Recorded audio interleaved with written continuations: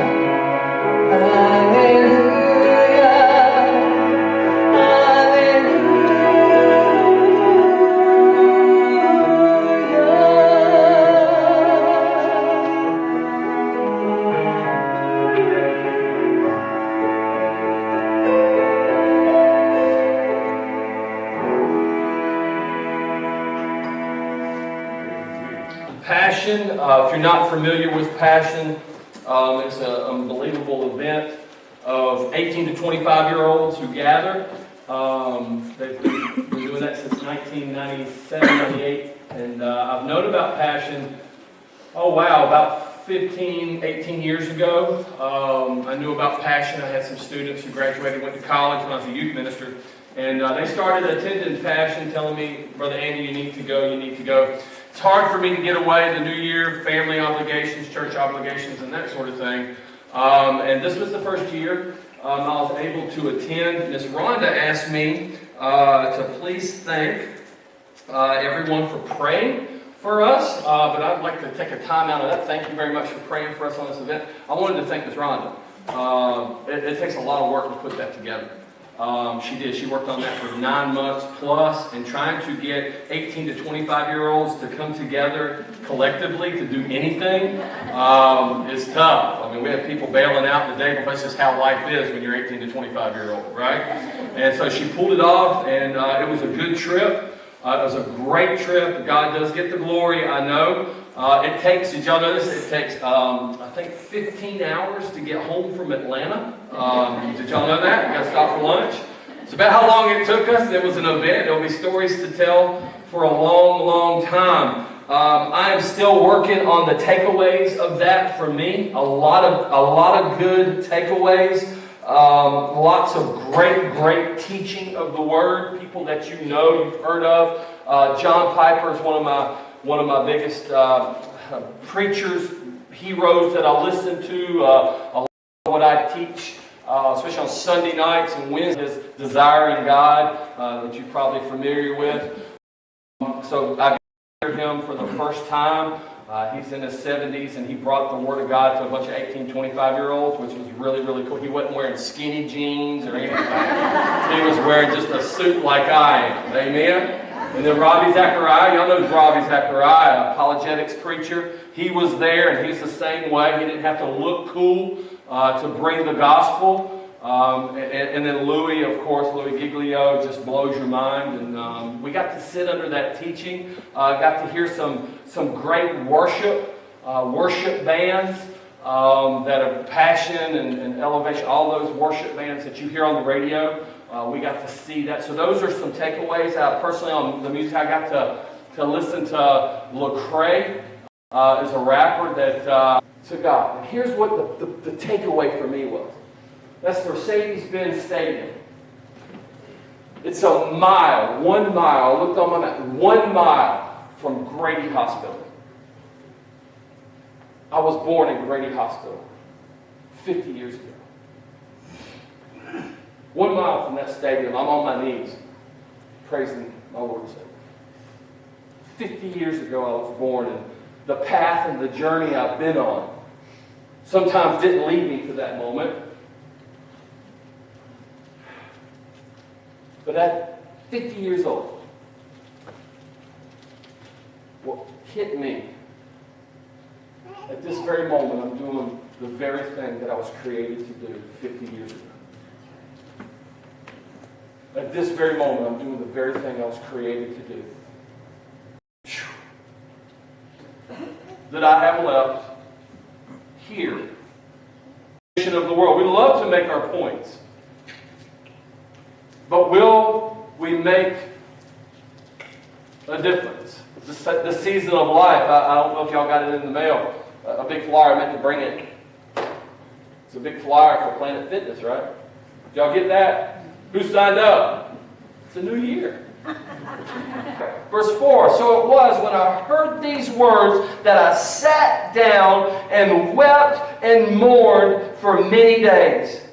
I was fasting and praying before the God of heaven. And I said, the statutes nor the ordinances which you commanded your servant Moses. Verse 8, remember I pray the word that you command, your servant Moses, saying, if you are unfaithful, I will scatter you among the nations. But if you return to me and keep my commandments and do them, though some of you are cast out to the furthest parts of the heavens, yet I will gather them from there and bring them to a place which I have chosen as a dwelling for my name.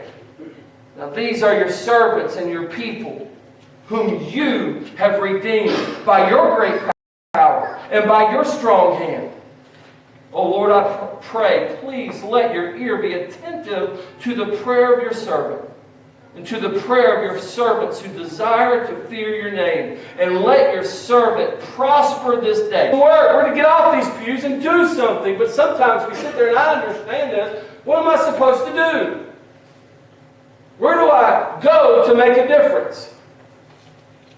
What do I do in the kingdom of God? Well, here's a question for you. This isn't a new question. Think about this for a moment. The people you admire the most, the people that you admire the most, are not people who just maintain the ideal weight all their life. The people you admire the most are not the people who just got out of debt. The people you admire the most are not the people who obtain worldly possessions and have all these things in life. We know people like that, but they're not the people we admire the most.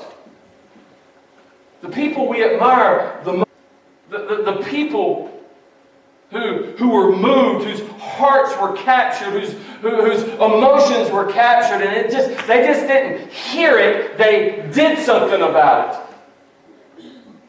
The people who I admire the most, one of my heroes, y'all know this, he'll be coming to do a revival this year, is Rick Hagan's. And his approach sometimes, I have to step back, because I tell him all the time, I know you're going to heaven, but you've got a lot of explaining to do, right? Because he will step out of the box. He'll make me feel uncomfortable. He makes my eyebrow come up sometimes, and I work for him, and I feel like I had to clean up a lot of things sometimes. But I've never seen a man step out and love people the way he is. I've never seen a man heart captured as it is, and he just wants to do. I've never seen, I admire that about him. People you admire the most are people who made a difference in somebody's life, who made a difference in the world around us. There's a truth pulling from Nehemiah's story, because this is going to land right where you're sitting. Everybody has the potential to change somebody's life. A change in life to this world that's around us. But here's the truth of that all. That people who don't engage in this, the people that don't engage in doing something, the people that just hear these stories of brokenness, the people that just hear the story of distress and reproach and the walls burned down, the people that just hear it and don't do something about it, they always fall into blame. They do. People who don't engage in change lean into blame. Every time. And we've all fallen there. That when we don't engage in the change, we start just making points, right? Well, they should, they ought to. And they start blaming situations. I could talk and counsel someone in a few minutes. And the conversation can go fast to blaming mom, blaming dad, blaming it's their fault. It's my boss's fault. It's somebody's fault. It's the government's fault. Amen. It's always the government's fault. Amen. It's somebody's fault. If it's not the government, it's the church's fault. It's someone within the church's fault. It's the pastor's fault. It's somebody's fault. Instead of making a difference, instead of engaging in change, when you don't do that, you always start to just make your points. And start to engage in blame. People who are not involved, people who just sit, always just start making the points, and it becomes a blame. What if this season, VernantPark Baptist Church, what if this season, we didn't spend the time making our points, spend the time blaming, but we spent the time on how can I make a difference? How can I make a difference? Make it personal. Not just as a church. We do a lot as a church.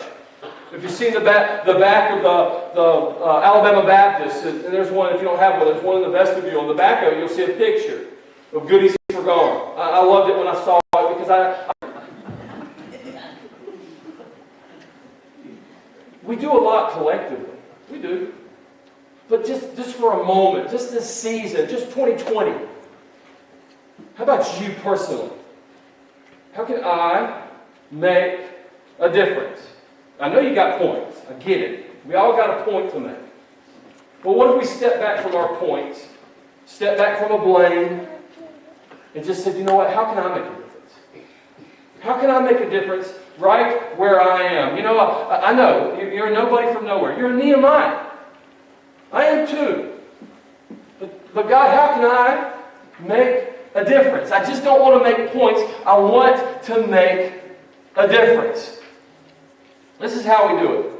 This is how we do it. This is the how. People, listen, people who actively follow Jesus make a difference. That's how you do it. How am I going to make a difference in my family? How am I going to make a difference in my community? How am I going to make a difference at work? I'm a nobody I'm a cupbearer. People who actively follow Jesus always make a difference. This is my life verse. I think it's just getting deep into my heart. Jesus said this, and he said it to his disciples. He says, if anyone desires to come after me, let him deny himself, take up his cross, and follow me. Let him deny himself, take up his cross, and follow me. And then he says this, don't stop there. For whoever desires to save his life will lose it, but whoever loses his life for my sake, he will find it. How do I make a difference? How do I make a difference? Not how do I make me a better me, but how do I make a difference in the world around me? How do I just stop making points and start making a difference? Jesus said to his disciples, don't miss that, if you want to make a difference, follow me. Deny yourself, pick up your cross, and follow me. Because you cannot actively follow Jesus and not make a difference. Those disciples who were sitting there took that message to the known world. They actively followed Jesus. The world was changed. They made a difference in the known world. That's powerful. I just can't tell you how powerful that is. The music is unbelievable. The speakers are overwhelming. It's so much. I told Miss Brenda, I said, I felt like they just opened my mouth and just started pouring the Spirit of God in. It was overwhelming. That's not, when Paul took this message, when those disciples took this message, it wasn't like that. It was small gatherings. They played small gatherings. They played some old hymns, like Old Testament hymns. They'd sing, and they'd speak what Jesus spoke. The Bible wasn't even together. That happened 300 years later. They had floating letters. The disciples, Paul was floating the letters around. Churches were getting them and they'd get together and read them. They denied themselves. They were willing to die. And they did. Not to make a point. To make a difference. How you do that? You deny yourself. You pick up your cross. You actively follow Jesus. You cannot follow Jesus and not actively follow Him. That's really an impossibility. We are called to actively follow Jesus. You want to make a difference in your home? You'll make a difference in your home. It's not just about getting your family together for church on Sunday morning. That is not how to make a difference in your home. You'll make a difference in your home actively. You'll make a difference in your community. You'll make a difference at work. You actively follow. You'll make a difference at work. Stop gossiping and start loving.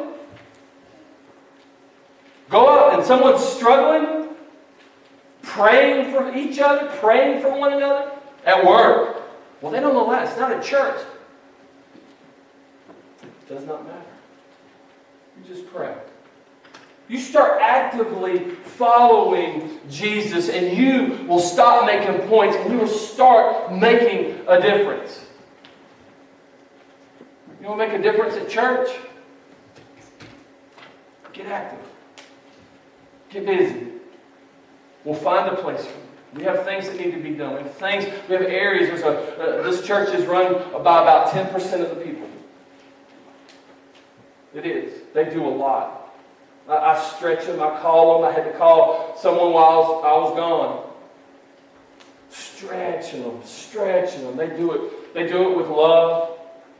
They say thank you, but boy, we need more. We need more. More people to get active.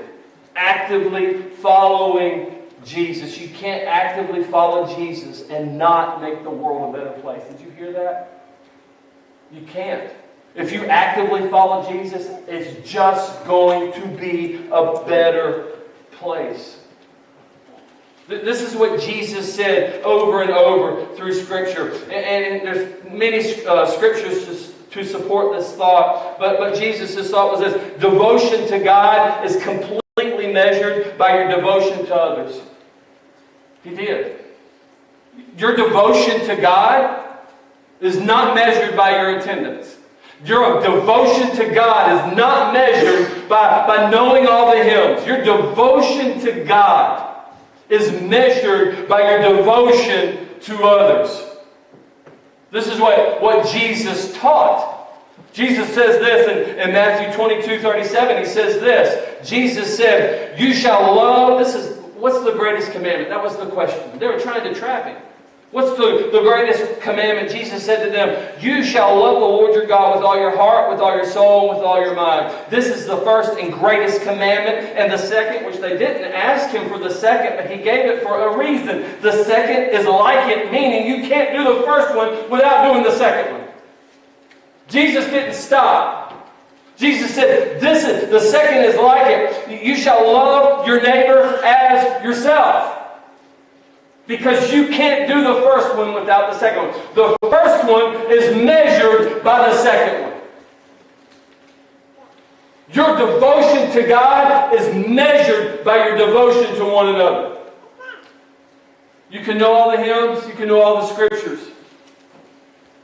But until we love one another, we're not devoted to God. That's what Jesus didn't just talk about. That's what Jesus did. Jesus actively followed the Father. It just wasn't a teaching. See, Jesus didn't just feel compassion. We've all felt compassion, and we hear stories, and we hear these things, and he didn't just feel compassion. He was moved to act on compassion, right? He acted compassionately. Jesus he just didn't feel forgiveness. Jesus climbed on the cross to forgive. Jesus didn't just feel grace. He climbed on the cross to extend grace. Jesus didn't just feel mercy. He actively followed God. The will of the Father, as he's saying, if you could take this cup from me, take this cup from me, but not my will, your will. I will climb on that cross and actively follow you to extend mercy. I will climb on that cross. Not to love you and be measured by my love for others. Jesus modeled actively following Christ. Jesus was moved with compassion by the condition of the people and then acted on it. Many of us are moved with compassion. We hear the stories and it breaks our hearts. He was moved to the point where he acted on it. What if this year you move? What if this year you move? Well, Brother Andy, I don't know what to do. What breaks your heart? What stirs your emotions? What captures your heart? What are the things that you say, this should not be? How can you deny yourself? Pick up your cross and act on that. Not just make points, not just blame, but actually do something about it. What if this season, church, we do something about it? We actively follow Jesus. As I was writing this sermon, I couldn't help but think, as this is a ministry. I mean, I've been involved in a lot of ministries and taking kids, students to camps, and you're involved in a lot of ministries going on. One that really captured my heart it's called Front Porch Ministries. You can go online, you can look it up. It's in Nashville. And the story is a man and a woman they're wealthy. He obtained a bunch of his wealth through real estate. He'd buy real estate flip houses in Nashville and in that area. He'd renovate them and flip them. And he lived outside of Nashville, went to a mega church there in Nashville. And his story is this: we were just backyard Christians. You know what a backyard Christian is? You go to church, but you come home and you and your family just go in the backyard. Y'all grill out, y'all hang out. He said that was our life. Had some friends over, and we were just backyard Christians. I'd hang out with other Christians, and we'd get together, and we'd have a good time, and then we'd gather again and go back to church. And we weren't doing anything wrong. We weren't immoral. Didn't do anything illegal. Made a good living, took care of his family. And he was buying these houses, and he'd buy a bunch of them up, and God set on his heart one particular house downtown Nashville. And God told him, do not sell that house. And he renovated it, fixed it up. He got it ready to sell. And it is in a bad section of Nashville. It's drug dealers on corners, 100% black community, poverty-stricken. I mean, a rough area. God said, don't sell that house. He held on to that house up almost 2 years. It was over a year. Almost 2 years he held on to that house. And he finally, God said, I want you to move in that house. No. That's what I would have done. Y'all argue with God? I mean, no. He had daughters. Teenage daughters. No. So he goes to his wife. I've been in this situation. God told me this, and I said, no. What do you think? She looked at him and said, you're finally telling me that? God told me that a year ago. And he's like, what? Yeah, we're going to sell everything. We're going to move into this neighborhood. And we're just going to love on people. No ministry plan. No budget, no nothing. Just we're moving into this community. And we're just going to love on people. And what we're going to do, let's move there. This is what they did. They moved there, and they just opened their front porch to the community. They would come, they do ice cream socials and gatherings. He opened his house up to these people. And our questions were, like your question. Wait a minute, what happened to the kids? Your kids. But what about the drug dealers on the corners? And he said, he went where Jesus went. And he was following Jesus. And I was like, wow, this is unbelievable. So this is some of his ministry from that. He said, yeah. He said, I saw that some of these guys, they were in jail all the time. They start going to jail about 13 or 14 years old. And the reason they're going to jail, they're just driving cars. At 16, they've already driven these cars without driver's license. So if you get caught driving it without a driver's license 3 times, they send you to prison. And he said, they didn't need to go to prison. That was ridiculous. So I told him, look, don't drive. I'll drive you until you're 16, and then I'll take you to get your driver's license. What a ministry. It wasn't a 3-point sermon. It wasn't points. It was a difference. He just took them and got their driver's license, and in return, they loved him. They loved him. All the girls, they wanted to go to dances. They didn't have dresses to go to like a high school dance. So what he did, he went to the big church with all the money and all the friends who bought these dresses, debutante dresses. They'd wear one time and put them in a closet. He said, how about giving me those dresses and I'll find someone to wear them. And he'd bring those home and they thought, wow, they're princesses. And they thought they were going to the ball. And these people just loved them. I was like, man, this is the coolest ministry I've ever. And it's just, you know what? They just followed. Do you know what they had to do? Deny themselves because they didn't really want to move into the projects of downtown Nashville. They didn't. It captured their heart. They struggled with it for up to 2 years. And then just finally responded to a man and a woman making a difference. Making a difference. Making a difference. Not just making points. It's easy to make points. Struggling. I could preach these sermons, put some words together on a piece of paper, speak the truth of God's word right here. Or I could step out of this pulpit and make a difference in a man's life. See what captures my heart? I'll go ahead and tell you what captures my heart is men and women who are in bondage. Men and women who are in life-controlling situations. It captures my heart. Because of what God's done in my life. I know, not just believe, I know He can break chains. I know He can make a difference. I know He can bring freedom. He can change lives. See, I know that. And I can